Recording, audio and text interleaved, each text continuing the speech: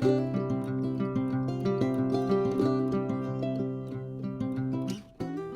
welcome back to Teen Story Share. As you may know, if you've been watching for a while, every December I like to do a special all ages book or story. So this year it's The Little House in the Big Woods by Laura Ingalls Wilder. If you'd like to check out some of the past year's December all ages read-alouds, those will be linked down below. Also, a little note about this book, it is based on the childhood of the author, Laura Ingalls Wilder. And on the first page, she says that this takes place 60 years ago.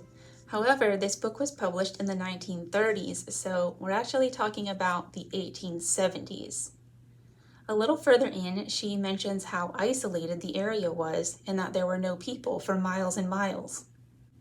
However, there were people living there for many, many years, and some of their descendants still live there today. And I'm talking, of course, about Native American people. So if you want to hear a little bit more on that side of the story, you might want to check out the read aloud that I did a few months ago from the Birchbark House by Louise Erdrich, which takes place a little earlier than the action in this book, but in the same general area of the Great Lakes region. All right, let's jump right in.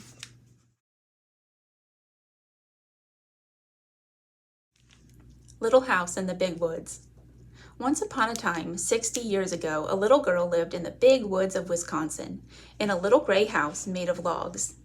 The great dark trees of the big woods stood all around the house, and beyond them were other trees, and beyond them were more trees. As far as a man could go to the north in a day, or a week, or a whole month, there was nothing but woods. There were no houses, there were no roads, there were no people. There were only trees and the wild animals who had their homes among them. Wolves lived in the big woods, and bears, and huge wild cats. Muskrats and mink and otter lived by the streams. Foxes had dens in the hills, and deer roamed everywhere. To the east of the little log house and to the west, there were miles upon miles of trees, and only a few little log houses scattered far apart in the edge of the big woods. So far as the little girl could see, there was only the one little house where she lived with her father and mother, her sister Mary, and baby sister Carrie. A wagon track ran before the house, turning and twisting out of sight in the woods where the wild animals lived. But the little girl did not know where it went, nor what might be at the end of it. The little girl was named Laura, and she called her father Pa and her mother Ma. In those days and in that place, children did not say father and mother, nor mama and papa, as they do now. At night, when Laura lay awake in the trundle bed, she listened and could not hear anything at all but the sound of the trees whispering together. Sometimes, far away in the night, a wolf howled. Then he came nearer and howled again.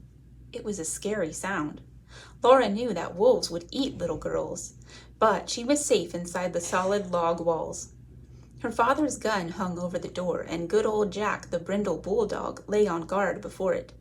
Her father would say, "Go to sleep, Laura. Jack won't let the wolves in." So Laura snuggled under the covers of the trundle bed, close beside Mary, and went to sleep. One night her father picked her up out of bed and carried her to the window so that she might see the wolves. There were two of them, sitting in front of the house. They looked like shaggy dogs. They pointed their noses at the big, bright moon and howled. Jack paced up and down before the door, growling. The hairs stood up along his back, and he showed his sharp, fierce teeth to the wolves. They howled, but they could not get in. The house was a comfortable house. Upstairs there was a large attic, pleasant to play in when the rain drummed on the roof. Downstairs was the small bedroom and the big room. The bedroom had a window that closed with a wooden shutter. The big room had two windows with glass in the panes, and it had two doors, a front door and a back door. All around the house was a crooked rail fence to keep the bears and the deer away. In the yard in front of the house were two beautiful big oak trees. Every morning, as soon as she was awake, Laura ran to look out of the window, and one morning she saw in each of the big trees a dead deer hanging from a branch. Pa had shot the deer the day before, and Laura had been asleep when he brought them home at night, and hung them high in the trees so the wolves could not get the meat. That day, Pa and Ma and Laura and Mary had fresh venison for dinner. It was so good that Laura wished they could eat it all. But most of the meat must be salted and smoked and packed away to be eaten in the winter. for winter was coming. The days were shorter and frost crawled up the window panes at night. Soon the snow would come. Then the log house would be almost buried in snowdrifts, and the lake and the streams would freeze. In the bitter cold weather, Pa could not be sure of finding any wild game to shoot for meat. The bears would be hidden away in their dens where they slept soundly all winter long.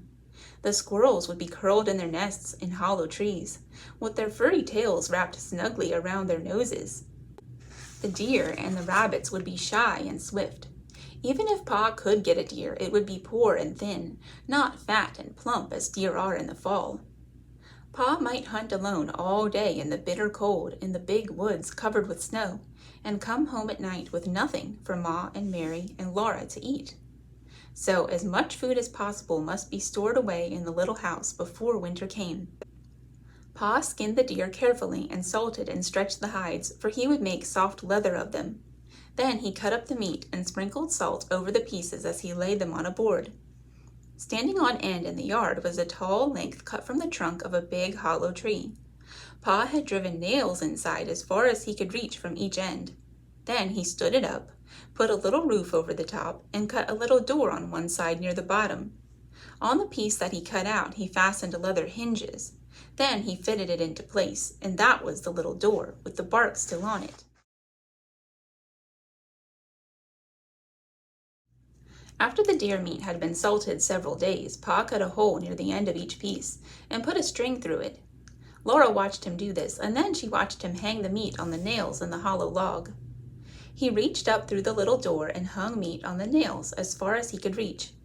Then he put a ladder against the log, climbed up to the top, moved the roof to one side, and reached down inside to hang meat on those nails.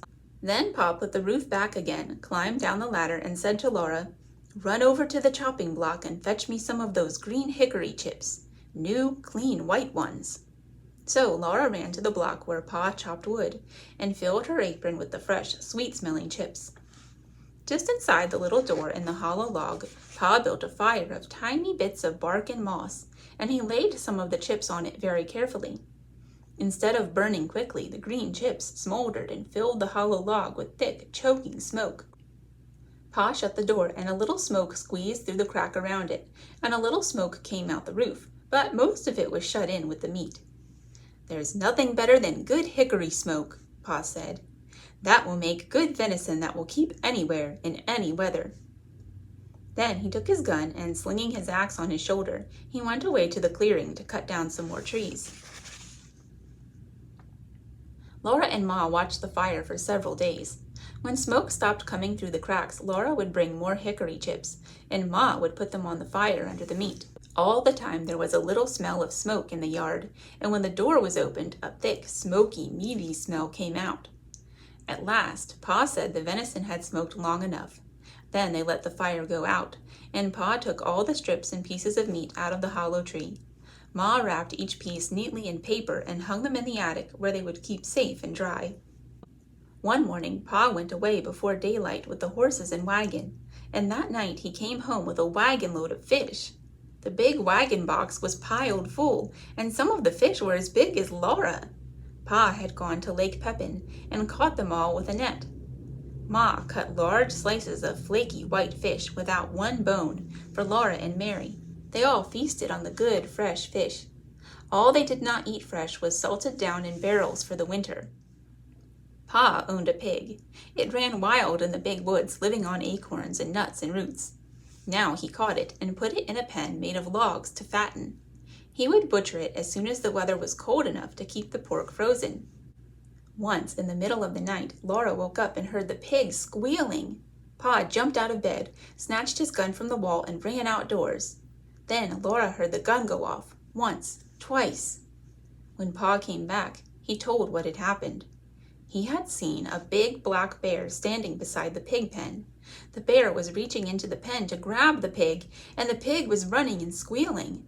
Pa saw this in the starlight, and he fired quickly, but the light was dim, and in his haste he missed the bear. The bear ran away into the woods, not hurt at all. Laura was sorry Pa did not get the bear. She liked bear meat so much. Pa was sorry too, but he said, "Anyway, I saved the bacon." The garden behind the little house had been growing all summer. It was so near the house that the deer did not jump the fence and eat the vegetables in the daytime, and at night Jack kept them away. Sometimes in the morning there were little hoof prints among the carrots and the cabbages, but Jack's tracks were there too, and the deer had jumped right out again. Now the potatoes and carrots, the beets and turnips and cabbages were gathered and stored in the cellar, for freezing nights had come. Onions were made into long ropes braided together by their tops, and then were hung in the attic beside wreaths of red peppers strung on threads. The pumpkins and the squashes were piled in orange and yellow and green heaps in the attic's corners. The barrels of salted fish were in the pantry, and yellow cheeses were stacked on the pantry shelves. Then one day Uncle Henry came riding out of the big woods. He had come to help Pa butcher. Ma's big butcher knife was already sharpened, and Uncle Henry had brought Aunt Polly's butcher knife. Near the pig pen, Pa and Uncle Henry built a bonfire and heated a great kettle of water over it. When the water was boiling, they went to kill the hog.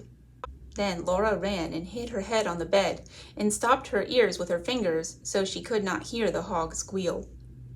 "It doesn't hurt him, Laura," Pa said. "We do it so quickly." But she did not want to hear him squeal. In a minute, she took one finger cautiously out of an ear and listened.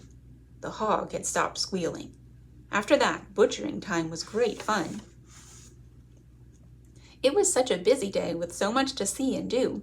Uncle Henry and Pa were jolly, and there would be spare ribs for dinner, and Pa had promised Laura and Mary the bladder and the pig's tail. As soon as the hog was dead, Pa and Uncle Henry lifted it up and down in the boiling water till it was well scalded. Then they laid it on a board and scraped it with their knives, and all the bristles came off. After that, they hung the hog in a tree, took out the insides, and left it hanging to cool. When it was cool, they took it down and cut it up. There were hams and shoulders, side meat and spare ribs and belly. There was the heart and the liver and the tongue, and the head to be made into head cheese, and the dishpan full of bits to be made into sausage. The meat was laid on a board in the back door shed, and every piece was sprinkled with salt. The hams and the shoulders were put to pickle in brine, for they would be smoked like the venison in the hollow log. "You can't beat hickory-cured ham," Pa said. He was blowing up the bladder. It made a little white balloon, and he tied the end tight with a string and gave it to Mary and Laura to play with. They could throw it into the air and spat it back and forth with their hands, or it would bounce along the ground and they could kick it.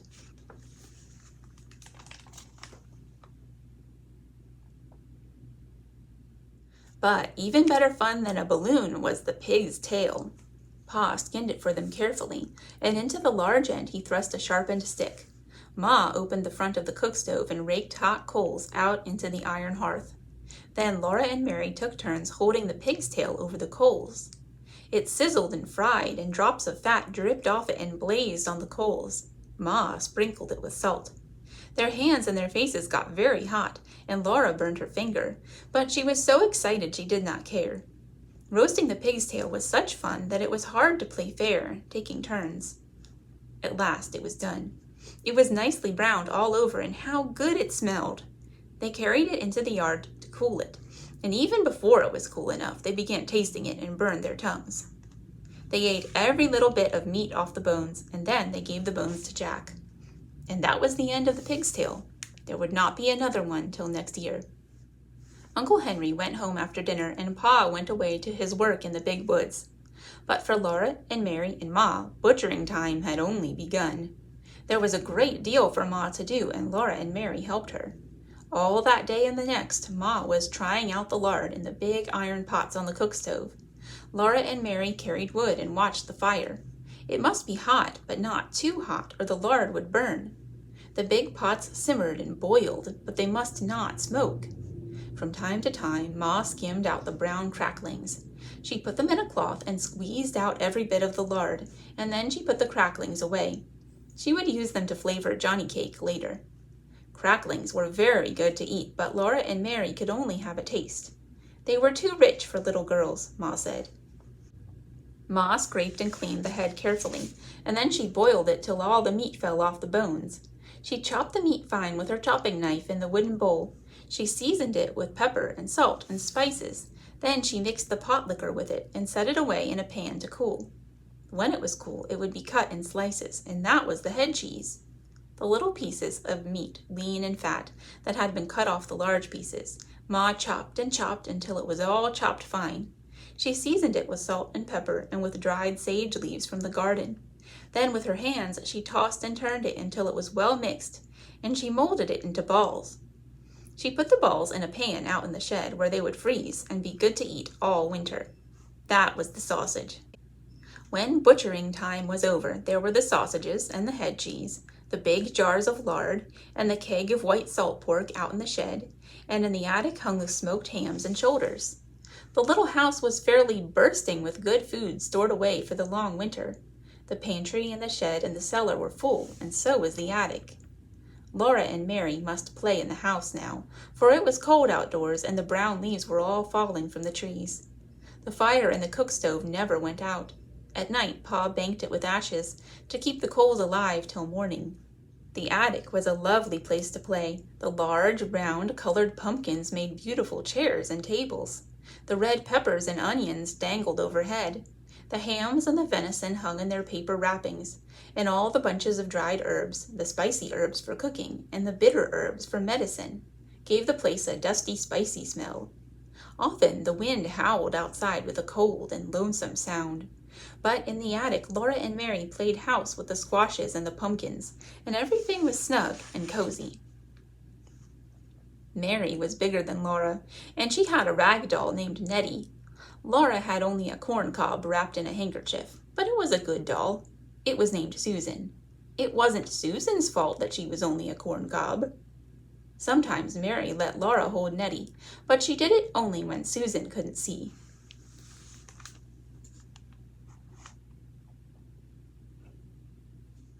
The best times of all were at night. After supper, Pa brought his traps in from the shed to grease them by the fire. He rubbed them bright and greased the hinges of the jaws and the springs of the pans with a feather dipped in bear's grease. There were small traps and middle-sized traps and great bear traps with teeth in their jaws that Pa said would break a man's leg if they shut onto it.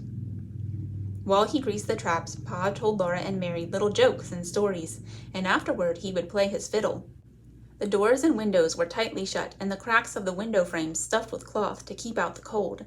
But Black Susan, the cat, came and went as she pleased, day and night, through the swinging door of the cat hole in the bottom of the front door. She always went very quickly, so the door would not catch her tail when it fell shut behind her. One night, when Pa was greasing the traps, he watched Black Susan come in, and he said, "There was once a man who had 2 cats, a big cat and a little cat." Laura and Mary ran to lean on his knees and hear the rest. "He had 2 cats," Pa repeated, "a big cat and a little cat. So he made a big cat hole in his door for the big cat, and then he made a little cat hole for the little cat." There Pa stopped. "But why couldn't the little cat?" Mary began. "Because the big cat wouldn't let it," Laura interrupted. "Laura, that is very rude. You must never interrupt," said Pa. "But I see," he said, "that either one of you has more sense than the man who cut the 2 cat holes in his door."